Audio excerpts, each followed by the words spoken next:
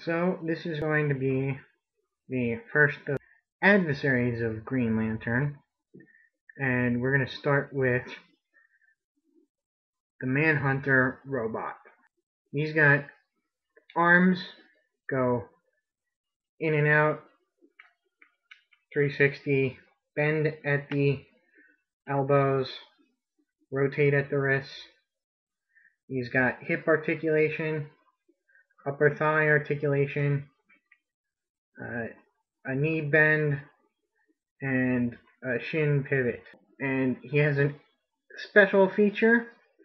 His face mask lifts up to reveal, I don't know if you can see it, a power battery that drains the Green Lantern's power. He comes with this staff,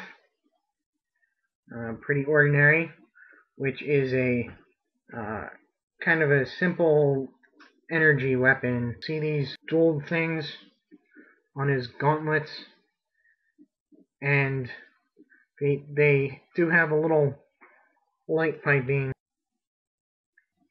No lighting on the face, which would have been nice. The Manhunters were created by the Guardians of the Galaxy, those little blue guys,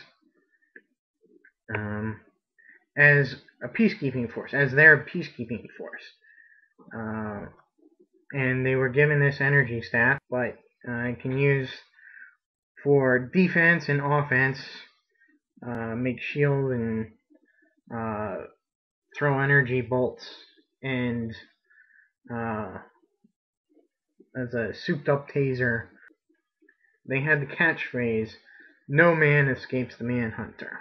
That same programming that led them to be so single-minded was their flaw.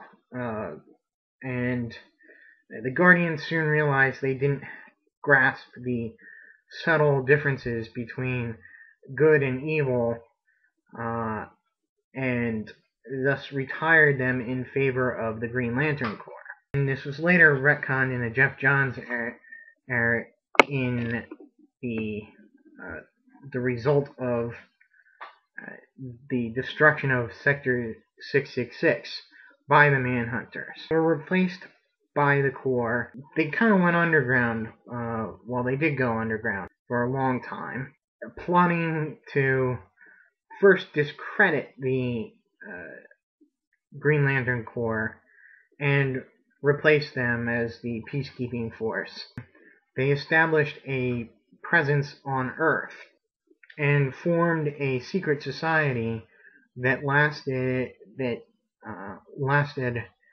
millennia, thousands and thousands of years, in order at first to cultivate an army against the Green Lantern Corps, and then to keep tabs on the burgeoning population of superhumans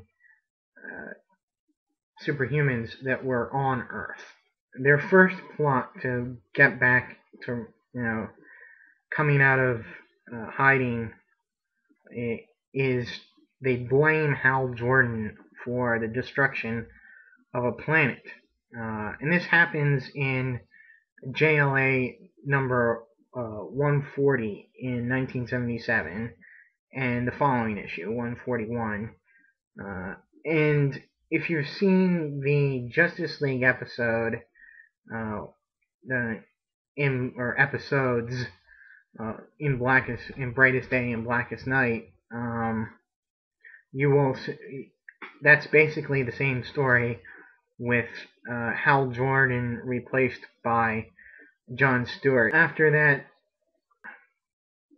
they pop up in a big crossover event that deals with the Manhunters' presence on Earth, called Millennium, and it went through all of the DC titles, and basically they had, through the years, had put in people close to superheroes to watch them and look over them DC also used this crossover event to sort of explain or tie in all the many characters that had been named Manhunter. I'll go back into that in a while. So they're still in hiding when the remains of Hank Henshaw, the cyborg Superman, come to their home planet, and they rebuild him, and he takes in charge of them, and eventually they joins the Sinestro Corps, their support for Sinestro Corps. Some of them are yellow batteries, some of them are green batteries, taking green energy away from Green Lanterns and storing yellow energy for the Sinestro Corps to recharge. Now, to go into a little about the other Manhunters, the first Manhunter was Dan Richards, appeared in Police Comics number 8 in 1942. He's actually a quality character that was bought later by DC. However, there was another Manhunter that DC owned by the name of Paul Kirk, and he first appears in Adventure Comics number 73 in 1942 also. He is the second of those guys by a few months, and they're eventually explained as to why there are two Manhunters in the DC universe in the All-Star Squadron, because they're both members of the All-Star Squadron, and they sort of say, oh, we can both keep the name Manhunter.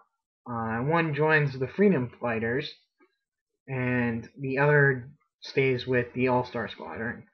Then you get into Mark Shaw as Manhunter, appeared in the first issue special number 5 in 1975. And his origin was that he got a staff from a secret society of crime fighters called the Manhunters, which eventually turned out to be the Manhunters created by the Guardians. Then you get a revival of the Paul Kirk character. The next person to take the name Manhunter uses the name Kirk DePaul. He first appears in the Power Company Manhunter number 1 shot. The latest person to take on the name Manhunter is Kate Spencer, a district attorney who uses some leftover technology. She uses a Dark Star suit along with somebody's gauntlets, I can't remember who, and Mark Shaw's